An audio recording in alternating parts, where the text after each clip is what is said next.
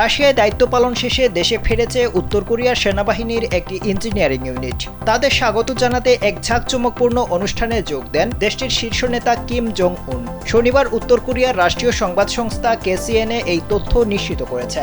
কেসিএনএর প্রতিবেদনে বলা হয়েছে, গেল আগস্ট মাসের শুরুতে এই ইউনিটকে রাশিয়ায় পাঠানো হয়েছিল। ইউক্রেন যুদ্ধে তারা রাশিয়ার কুরস্ক অঞ্চলে মোতায়েন ছিল। সেখানে তারা লড়াই ও প্রকৌশলগত দায়িত্ব পালন করেছে।